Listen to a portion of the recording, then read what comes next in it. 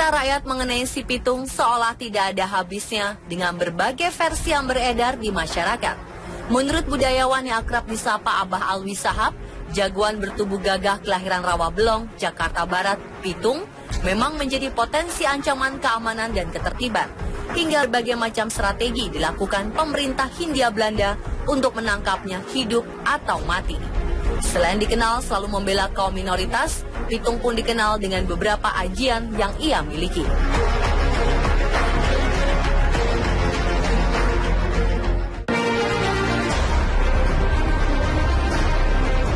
Konon, Pitung memiliki 3 ajian yang diwariskan dari Haji Naipin. Pertama, Rawa Rontek. Ajian ini membuat Pitung kembali bugar dan hidup lagi selama masih menyentuh tanah, meski sudah meninggal dunia. Kedua, ajian yang membuat kehadirannya seolah tak tampak oleh orang lain atau biasa disebut dengan ajian halimunan. Dan ajian Pancasona, ajian yang membuatnya kebal. Namun menurut Abah Alwi, Pitung memiliki ilmu kesaktian Rawa Rontek yang merupakan gabungan antara tarekat Islam dan jampi-jampi Betawi.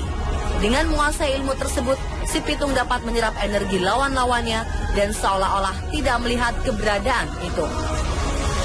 Karena itulah ia digambarkan dapat menghilang. Kabarnya, karena ilmu kesaktian Rawa Rontek, Pitung tidak diperbolehkan menikah hingga akhir hayatnya.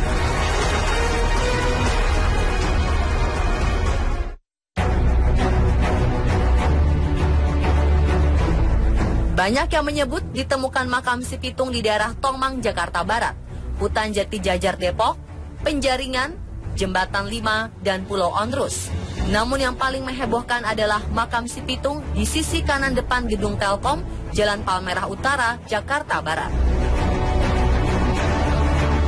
Di tanah seluas tak lebih dari 3 kali 5 meter persegi, terdapat kuburan berpagar besi yang konon berisikan jenazah bagian bawah Pitung. Meski tidak ada bukti otentik seperti batu nisan yang memberikan informasi tentang siapa yang dimakamkan, tetapi mendengar cerita orang tua zaman dahulu, mereka mempercayai di sanalah si Pitung dimakamkan. Melihat kondisi yang tidak terawat, makam ini memang sengaja tidak dipublikasikan untuk menghindari dikeramatkan. Dikatakan jasad Pitung memang sengaja dibelah dan dimakamkan di berbagai tempat berbeda untuk menghindari ia hidup kembali karena ilmu Rawa Rontek yang dimilikinya.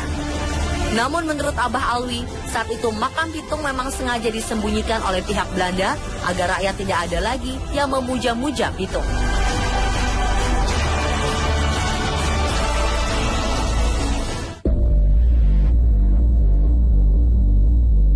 Dalam sejarah hidupnya, Pitung pernah mengunjungi sebuah rumah di Marunda, Jakarta Utara. Bangunan berbentuk rumah panggung tradisional berbahan kayu berusia hampir 2 abad ini merekam sepenggal jejak kehidupan sang pendekar Betawi pembela hak kaum tidak mampu.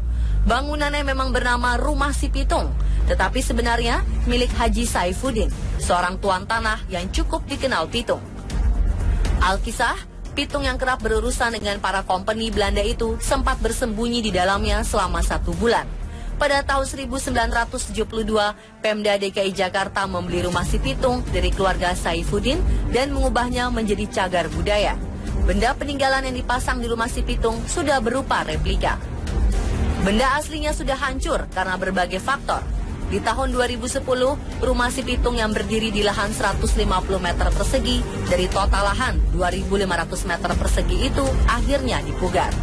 Tiang kaki dan genteng rumah panggung diganti karena sudah termakan usia dan cuaca. Dan pemirsa, itulah kisah mengenai si Pitung.